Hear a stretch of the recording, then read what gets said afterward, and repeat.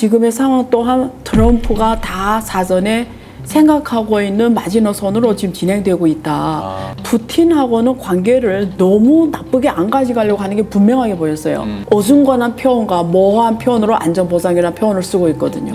이거 트럼프가 생각하는 전략은 중국을 견제하기 위해서는 러시아를 반드시 미국 쪽 바운더리에 더 가깝게 와야 된다고 생각하는 거예요. 근데 러시아 푸틴도 알아요. 당호 간에 말은 안 하지만 뒷부분이 그건데, 그럼에도 불구하고 트럼프는 만약에 미국 군대를 우크라이나 주둔시키면 푸틴은 진 거예요. 그러면 이제 북한이랑 미국과는 또 어떤 관계가 재정립되는 겁니까? 북한의 김정은은 지금 군사 실력을 더 높이는 것만이 북한이 확실하게 북한을 지키는 거라고 더 인지가 됐어요. 이번에 여러 개 전쟁을 보면서. 어떻게 보면 북한이 참 뭐 어떤 건 제가 방송에서 말하기가 좀 불편한 게 있어요. 근데 확실한 거는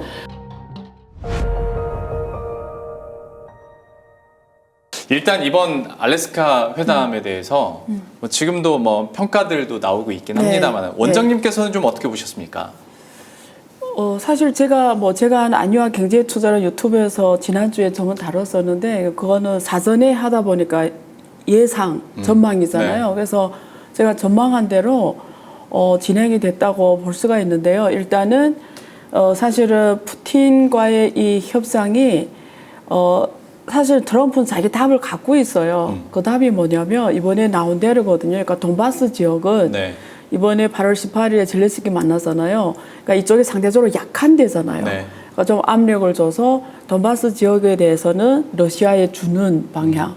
대신에 안보를 보장해 주겠다. 근데 안보도 나토식의 이런 자동 개입이 아니라 서방 세계가 어떤 우크라이나에 주둔하면서 조건부 안전 보장이에요. 나토식의 자발적 개입이 아니라, 전쟁이 났을 때 자발적으로 뭐 동원되는 이런 전쟁 안보 보장이 아니라 조건부식이거든요. 그래서 그런 걸 가지고 저는 트럼프가 처음부터 그 생각을 가지고 푸틴을 만났다고 생각하고요. 그 다음에 트럼프는 푸틴하고는 관계를 너무 나쁘게 안 가져가려고 그래요. 이유는 그 전에 만나기 전에 엄청 강하게 얘기했잖아요. 이게 트럼프식 스타일이거든요. 먼저 세게 때리는 거죠. 상대방을 좀 혼미하게 한 다음에 협상하는 스타일이란 말이에요. 그래서 푸틴이 만약에 이 상태를 안 하면 우리는 엄청나게 지금 강한 항공모함도 그 근처에 갖다 놓고 막 이래 막 군대까지 동원하면서 싸울 기세로 막 하다가 실제 만나서는 전혀 다르게 전개가 된 거잖아요. 그러니까 뭘 보여주냐면 트럼프는 푸틴하고는 관계를 너무 나쁘게 안 가져가려고 하는 게 분명하게 보였어요. 이유는 만약에 우리가 가설 푸틴하고 정말 협상이 결렬돼서 정말 항공모함 동안에 싸워날 이란을 때리듯이 푸틴을 때릴 수가 없어요. 러시아는. 거기는 군사로 세계 2위잖아요. 그러니까 이란 때리듯이 일방적으로 군사 우위가 없기 때문에 만약에 진짜 이 두 국가가 싸우면 트럼프는 미국이 장기적으로 전쟁에 휘말리게 되거든요. 그러면 지금 저쪽 중동도 그렇고 저기도 불안정하고 그리고 지금 여기 만약에 푸틴하고 관계가 극한으로 가면 러시아, 우크라이나, 러시아, 미국 여기서 계속 휘말리다 가면은 아무것도 트럼프가 아무것도 할 수가 없어요. 그리고 자기가 내세우는 지금 막 노벨 평화상까지 받을 정도로 내가 오면 전쟁이 다 없어져 할 이런 거 다 깨지는 동시에 가장 중요한 건 중국하고의 지금 패권 경쟁에서 휘말리게 이렇게 지게 되는 거죠. 그러니까 지금 트럼프의 마지노선은 분명하게 보였어요. 절대 푸틴하고는 관계를 너무 나쁘게 가져가면 안 되는 기본이 있었기 때문에 이번 협상에서 그게 지금 보여졌거든요. 그래서 이것 또한 지금의 상황 또한 트럼프가 다 사전에 생각하고 있는 마지노선으로 지금 진행되고 있다. 그래서 결론은 뭐냐면 젤렌스키 만나서 설득하는 일이 남았다고 저는 봐요. 그래서 우리가 안전 보장을 해줄게. 그러니까 너도 적당히 양보해라. 이런데 젤렌스키나 유럽은 나토 가지고 안전 보장인데 그건 또 푸틴이 절대 안 된다 그러니까 지금 어중간한 표현과 모호한 표현으로 안전 보장이라는 표현을 쓰고 있거든요. 그걸 해가지고 중간에서 어떻게 얼렁뚱땅 지금 러시아 우크라이나 전쟁을 지금 어쨌든 휴전 협상으로 끌고 가려고 하는데 쉽지는 않다라는 거죠. 저는 개인적으로 그래도 종전 협상은 맺으려고 하지 않았을까라는 생각들을 좀 했었거든요. 그러니까 지금도 외신들의 평가 보면 결국에는 전쟁 더 할 수 있는 프리패스권만 준 거 아니냐. 그리고 맞아요. 저도 원장님의 네. 설명을 듣다 보니까 푸틴도 지금 그 트럼프의 그 필요나 스탠스를 알고 그렇죠. 이렇게 더 강하게 간 건가? 그렇죠. 라는 생각도 들게 되는데 네. 종전 협의가 없었다는 거에 대해서는 그러면 이번에 의미를 얼마나 둘 수 있는 겁니까? 제가 그래서 지난번에 지난주에 예상한 것처럼 정전협의는 있을 수 없다라고 제가 아예 썸네일이 나갔어요. 왜냐면 이건 있을 수 없는 거예요. 왜냐면 둘 다 서로 양보할 수 없는 거잖아요. 네. 푸틴은 돈바스 지역을 가져오겠다라는 거고 우크라이나는 만약에 그러니까 말은 그렇게 안 했지만 유럽도 그렇게 말은 안 했지만 사실 벤스 부통령이 갔어요. 유럽도 네. 만났거든요. 거기서 암묵적인 이런 건 했어요. 그 뜻이 뭐냐면 만약에 이렇게 영토를 빼앗길 정도로 양보를 하게 되면 적어도 나토 가입이라든가 이렇게 우크라이나가 확실히 안전할 수 있는 안전보장은 해줘야 된다라는 거거든요. 네. 근데 이거는 또 푸틴이 절대 불가능한 거예요. 근데 그쵸. 트럼프는 그걸 모르겠어요. 그러니까 제가 썸네일 내는 것처럼 정전 협상 있을 수 없는 거예요. 그래서 트럼프는 이게 벌써 간단하게 안 된다는 걸 아는 거죠. 네. 근데 일각에서 그러니까 우리가 말하는 오피니언 리더들이나 전문가나 이런 사람들이 뭐 종전이냐 아니냐 하는 자체가 사실은 그렇게 예상하는 자체가 문제가 잘못된 거죠. 불가능합니다. 예, 이거 둘 다 서로 양보하지 않고는 불가능해요. 근데 단지 이슈가 뭐가 남았냐면 트럼프가 결책이 남았어요. 트럼프가 뭐가 남았냐면 서방의 안전군을 거기다 주둔하는데 미국 군대가 가냐 안 가냐만 남았거든요. 예. 만약에 지금 안보를 확보하는 군대를 그다 주둔시키잖아요, 우크라이나. 근데 그게 미국 군대가 들어간다. 이러면 러시아가 진 거예요. 푸틴이 진 거예요. 왜냐면 미국 군대가 있다라는 거는 앞으로 우크라이나를 치지 못한다는 거예요. 예. 그러니까 안보에 있어서 오히려 푸틴의 입장에서는 코앞에 더 큰 위협이 와 있다라는 거예요. 그래서 우리가 지금 뭐 오히려 푸틴한테 더 불입했을 거죠. 이렇게 말할 게 아니에요. 여기서 중요한 관전 포인트는 미국 군대가 주둔하냐 안 하냐예요. 근데 지금 결과론적으로 미국 군대가 주둔하게 되면 오히려 푸틴이 진 거죠. 더 가깝게 된 거죠. 사실은 러시아하고 바로 맞닿게 되는 거죠. 예. 근데 제가 있는 트럼프는 어떤 사람이냐면 지금 전 세계 자꾸 정전을 자기가 끌고 가려고 하고 전쟁하지 말라 이러는 거는 미국이 그동안 세계에서 패권 국가로서 평화 속에서 글로벌 공공성에서 이익을 가장 많이 갖고 갔는데 기초통화국가로서 그게 지금 중국이 도전이 올라오면서 여러 가지로 위협에 처하게 된 거잖아요. 네. 그래서 빨리 이 전쟁을 끝나야 집중해서 중국을 대응하는데 중동에도 전쟁, 여기도 전쟁 이러니까 이게 정신이 분산스러우니까 중국을 대처 못한단 말이에요. 네. 그러니까 빨리 끝내려고 하는 게 있는데 지금 지금 트럼프가 생각하는 전략은 중국을 견제하기 위해서는 러시아를 반드시 미국 쪽 바운드리에 더 가깝게 와야 된다고 생각하는 그러겠죠. 거예요. 네. 근데 러시아 푸틴도 알아요. 지금 중국에 완전히 의존하게 됐는데 미국과의 관계를 개선해야 자기네가 전략적 공간이 생긴다고 알아요. 그러니까 푸틴도 미국하고 관계 개선하려는 수요가 있고 트럼프도 너무 푸틴하고 관계를 나쁘게 안 하려는 게 기본으로 깔려져 있어요. 왜 중국 때문에. 그러니까 이게 상호간에 말은 안 하지만 뒷부분이 그건데 그럼에도 불구하고 트럼프는 만약에 미국 군대를 우크라이나 주둔시키면 푸틴은 진 거예요. 그래서 제가 생각하기로는 트럼프는 전쟁 비용을 최소화하고 해외 간섭을 최소화하겠다라는 거 아니에요. 어제는 우리는 내내절로 지켜라 뭐 이런 거 유럽 안전은 유럽이 지켜라 뭐 이런 식이잖아요. 예. 우리가 자꾸 참여해서 비용을 쓰고 막 이런 거 싫다는 거 아니에요.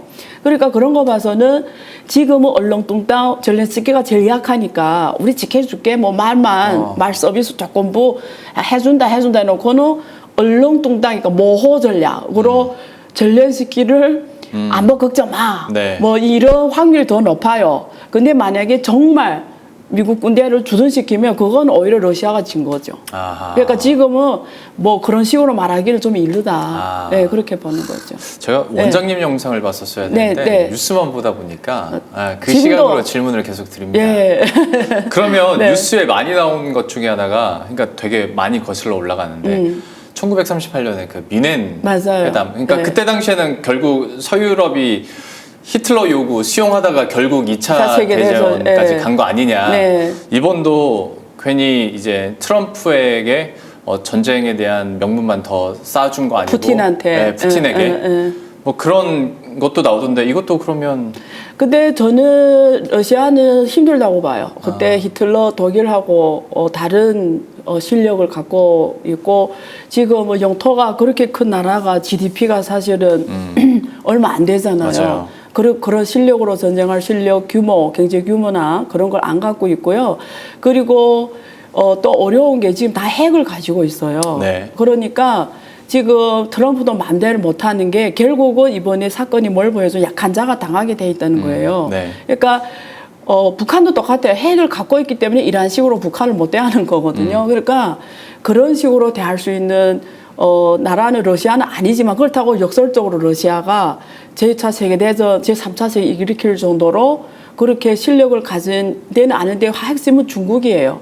제3차 세계대전 되냐 안 되냐는 결국은 중국이거든요. 예. 왜냐하면 지금까지 러시아하고 중국이 국제 질서 속에서는 같은 편으로 지금 역할을 해온 거잖아요. 네. 지금까지. 네. 그러니까 지금 그 속에서 중국과의 어떤 예를 들면 대만 문제도 있잖아요. 그런 것들이 일촉즉발이 되면 질서가 확 쪼개지면서 러시아, 중국, 뭐 이란 이쪽이 한편이 되고 이러면 제3차 세계대전으로 갈 수도 있죠.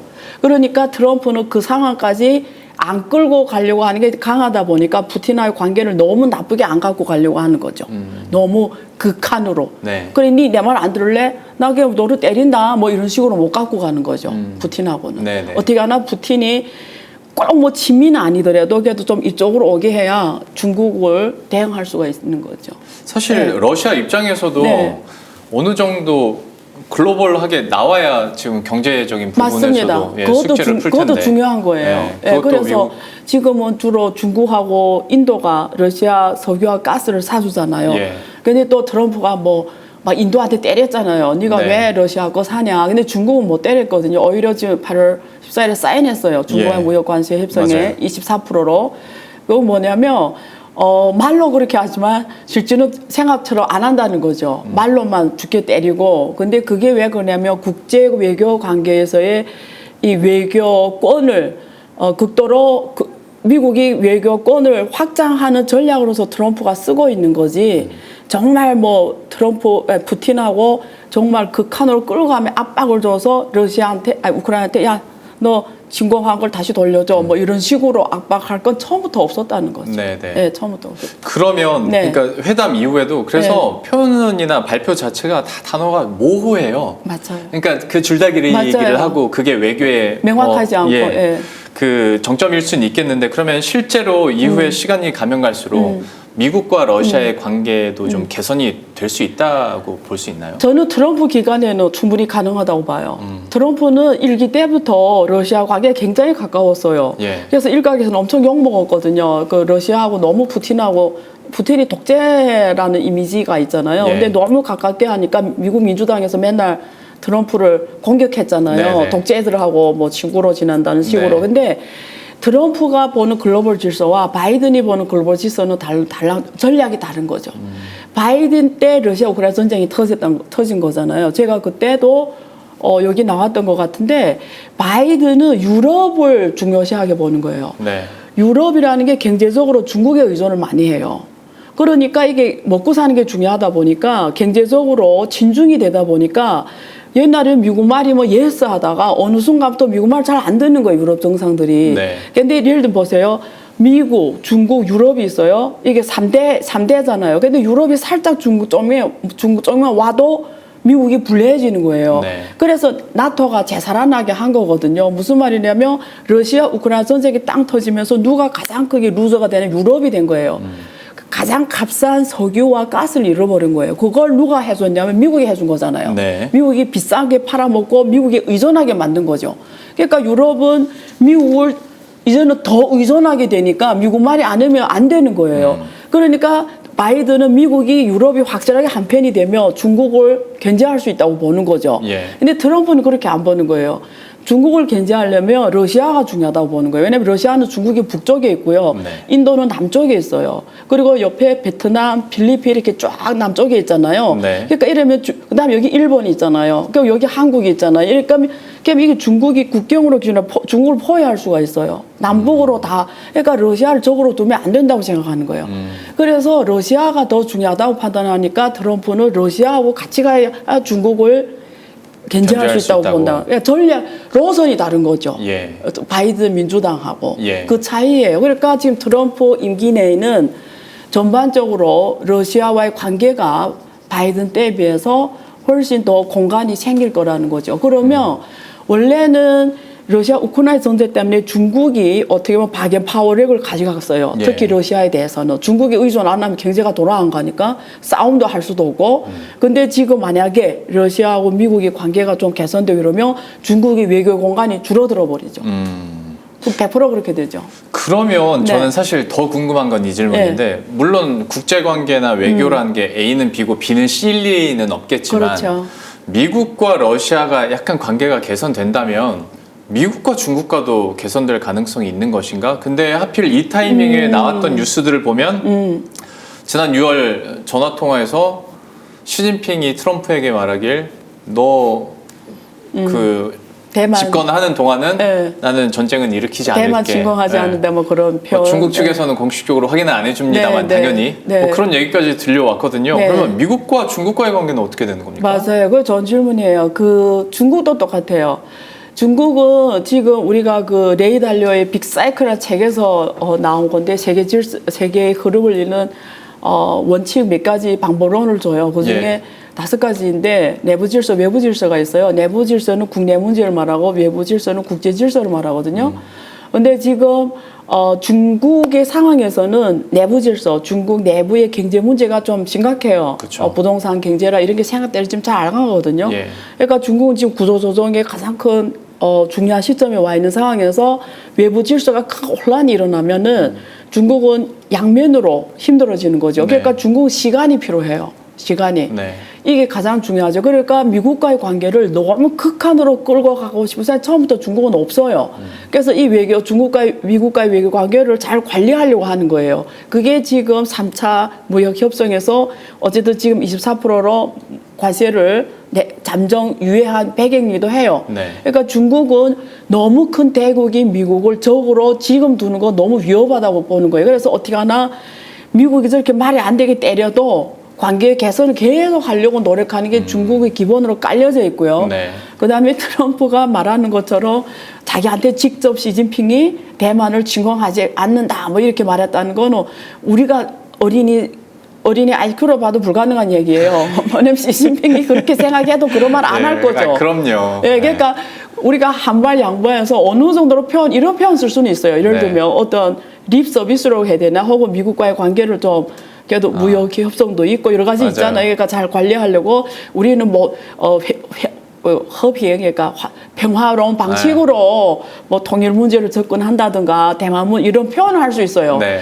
뭐 직접적 우리는 무력으로 이런 표현을 너무 굴종적이죠. 특히 그러면. 시진핑이 쓰지 않을 거고, 그럼요. 예, 결국 만약에 썼다 해도 그거는 외교적인 제스처지 절대 큰 의미를 두지 않는 표현이다. 그렇게 보는 게 훨씬 더 맞는 거죠. 알겠습니다. 네, 네. 그러니까 겉으로는 서로 네. 신경전을 벌이더라도 네. 뭐 경제 문제를 보나 아니면 외교 질서를 보나 네. 지금은 미국이 러시아와도 중국과도 그리고 그들조차도 네. 극한의 대립까지는 가지 않을 그렇죠. 거라고 예상을 하시는데 네. 그러면 저 개인적인 궁금증 네. 하나만 좀 여쭤봐도 네, 되겠습니까? 네, 네, 돼요.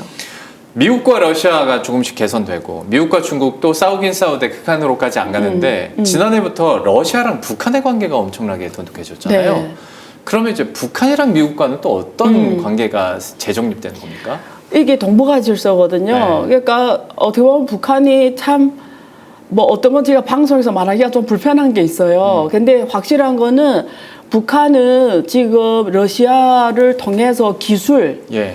군사적 기술을 빨리 향상시키는 게 가장 중요해요. 그리고 이란의 사례를 이번에 봤잖아요. 네. 그렇기 때문에 북한의 김정은은 지금 군사 실력을 더 높이는 것만이 그렇죠. 북한이 확실하게 북한을 지키는 거라고 더 인지가 됐어요. 예. 이번에 여러 개 전쟁을 보면서 네. 특히 젤렌스키 우크라이나를 보면서 그렇기 때문에 러시아는 기술을 줘요. 미국은 안 줘요. 정례로 역사적으로. 지금까지 한국의 위성 기술도 러시아에서 온 거예요. 네. 미국에서 온 게 아니에요. 이걸 정확하게 알겠까 무슨 러시아는 걔도 기술을 줘요. 중국도 그래요. 중국 기술도 러시아에서 많이 왔어요. 네. 그러니까 저 김정은은 알아요. 러시아하고 이렇게 지금 전쟁 참여도 해주고 이렇게 뭔가를 주면은 자기네 필요한 기술을 다 걔도 다는 아니겠지만 걔도 웬간하게는 우리가 배울 수 있다는 걸 알기 때문에 우선으로 김정은은 무조건 기술로 군사 기술로 자기를 보호하겠다는 분명히 있고 그런 면에서 러시아는 지금 러시아 전략은 이래요. 북한과의 관계를 확실하게 더 다지는 게 전략적으로 중요해요. 왜냐하면 또 중국이 있기 때문에. 예. 그러니까 이게 관계가 되게 묘해요. 그러게요. 러시아하고 중국은 친할 듯 안 친할 듯 뭐 이런 관계, 미묘한 관계예요. 근데 거기에 북한이 옆에 있잖아요. 그러니까 러시아는 북한의 전략적 위치를 알아요. 네. 중요하다는 걸. 그래서 러시아는 전략적으로 중요하게 보는 게 북한이고요. 그다음에 글로벌 사우스 국가들이에요. 저쪽 나라들이에요. 네. 그래서 이걸 러시아는 이 그림을 그리고 있는 거예요. 이걸 통해서 자기네 전략적 외교 공간을 키우려고 하는 거죠. 예. 그 와중에 중국하고 미국과의 공간 속에서 이게 더 크게 자기 외형을 만들어가는 작업을 지금 하고 있다고 보시면 돼요. 아, 네. 듣다 보니까 네. 정리도 되고 재밌어서 네. 하나만 더 여쭤보겠습니다. 네, 네. 외교 관계에 대해서. 네. 그러면 이렇게 북한까지도 쫙 정리는 해주셨는데 관세 협상 지난 몇 개월간을 봤을 때 미국의 가장 적대적이라고 해야 되나? 좀 그래도 고자세로 가는 쪽이 오히려 브릭스 국가들이 지금 네. 돼가고 있어요. 네. 그러면 지금 미국에게 가장 큰 눈에 가시는 그러면 브릭스 국가 쪽이 되는 겁니까? 오히려 뭐 중국이나 러시아 쪽보다는? 미국의 가시라기보다도 미국이 주요 무역 문제는 간단해요. 무역은 미국하고 누가 무역을 많이 하냐. 네. 이게 중요하잖아요. 네. 제일 중요한 무역 협상에서 제일 중요한 국가가 중국이에요. 근데 제가 누누이 말했지만 중국하고 미국은 서로 상대방의 목을 쥐고 있어요. 네. 둘 다 목을 우리가 그렇죠. 싸울 때 목을 쥐는 게 있잖아요. 뭐 이게 뭐 적절한 표현인지는 모르겠는데 어쨌든 누가 누구 못지않게 상대방 목을 조이기 때문에 둘 다 죽어요. 원래 그래서 네. 서로 멱살 잡고 있다가 놔 하는데 끝까지 안 나오는 거잖아요. 예, 그 상황인 네. 거죠. 근데 둘 다 상대방의 죽을 만한 무기를 다 갖고 있다는 거기 때문에 그래서 지금 계속 중국하고 뭐 엄청 고사시로 나가는 미국 트럼프 같은데 실제는 계속 지금까지 계속 그렇죠. 결국은 우리가 공지를 내렸다고 표현하나 예. 어쨌든 지금까지 지금 24%로 또 11월까지 유예한 계속 거잖아요. 유예하고, 예. 네. 결국 히토류가 없으면 미국의 첨단은 돌아갈 수 있는 게 없어요. 그러니까 이게 상대방 서로 이렇게 중요한 거 쟀잖아요. 네. 이게 그러니까 중국과의 무역 협상은 이제는 정상적으로 정말 무역대로 대화하는 상황에 온 거고. 자, 인도는 어떤 상황이냐면 인도는 원래는 미국이 글로벌 사우스에서 중국을 대체하는 제조업 국가로서 인도를 키우려고 했는데 네. 놀라운 결과를 알려줄게요. 사실은 일본이 중국에 많이 진출했다가 네. 중국에서 많이 나갔어요. 많이 나가고 간 나라가 인도예요. 그리고 후에 한국이 또 중국에서 퇴출하면서 간 나라가 베트남이에요. 네. 베트남이 수출이 20% 이상 다 한국이 하거든요. 인도는 일본이 많이 갔어요. 근데 지금 와서 보잖아요. 인도 제조업이 오히려 비중이 줄어들었어요. 무슨 말이냐면 그게 제조업이라는 게 이렇게 어렵다라는 거예요. 그러니까 뭐 기업을 딱 떼가지고 지금 트럼프 오나 이러잖아요. 툭 떼가지고 뚝 하면 되는 게 아니에요. 제조업이 중국처럼 세계 생산 공장이 되려면 갖춰야 될 게 너무 많아요. 근데 인도는 크리티컬하게 대부분 못 갖췄어요. 인도 인력이라든지 네. 이 노동력 소질이라든지 인프라라든지 제도라든지 모든 것들이 전혀 갖춰지지 않아요. 그래서 원래는 미국이 중국을 견제한 인도를 키우려고 했는데 생각처럼 안 가요. 예. 근데 이번에 그 중국을 관세를 막 145% 때리면서 중국에는 애플이 미국에 수출할 수 없게 됐잖아요. 왜냐면 네. 관세를 145% 받고 애플 핸드폰을 팔 수는 없으니까 그렇죠. 그것만 인도에서 생산해서 팔았어요, 다시. 근데 인도는 아직도 미국과의 무역 관계가 크지는 않아요. 근데 인도는 어떤 나라냐면 인도 입장에서 보면 중국이 더 필요해요. 미국보다. 왜 그러냐면 인도가 제조업을 키우려고 하는데 미국이 제조업을 인도에 줄 게 아무것도 없어요. 그렇죠. 왜냐면 미국 자체가 제조업이 공동화니까 설계막은 안 하거든요. 본인들도 제조업 부활을 꿈꾸는 판에. 예, 그러니까 사실은 인도는 제조업이 이게 지금 미중 갈등 시기에 자기네 그 중간에서 이렇게 딱 따먹는 사람이 있잖아요. 둘이 네, 싸울 때 뭐라고 하죠? 제3자가 따먹는 상황이잖아요. 네, 근데 네. 그걸 어부지리로 먹는 게 지금 먹으려고 하는데 그러면 중국의 제조업이 떠나서 어디로 가냐 일이거든요. 미국에서 오는 건 아니죠. 그냥 중국과의 관계가 너무 나쁘면 안 되는 거예요. 그러니까 이 모디는 중간에서 요렇게 하면서 자기네 이익 극대화하려고 하다 보니까 트럼프가 요구하는 걸 줄 수가 없는 거죠. 네. 대표적인 게 러시아 우크라이나 전쟁에서 그 석유 가스예요.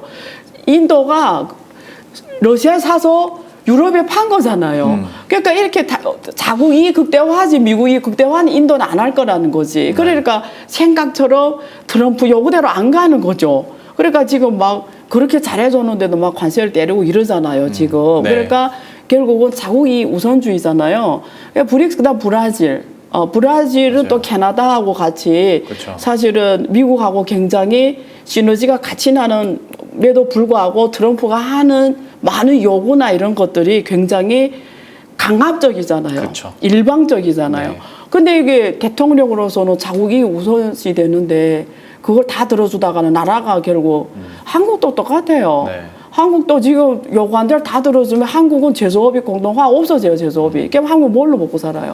그냥 자국이 우선주의로 가다 보니까 어떻게 트럼프 요구를 다 근데 무역 규모로는 그렇게 중국에 비해 크진 않아요. 예, 근데 자기네 판을 다 굴리는 거죠. 예, 근데 보면은 거의 뭐 브릭스 국가들이 다 그 안에 있는 거죠. 그러게요. 예, 아, 예, 예. 알겠습니다. 네.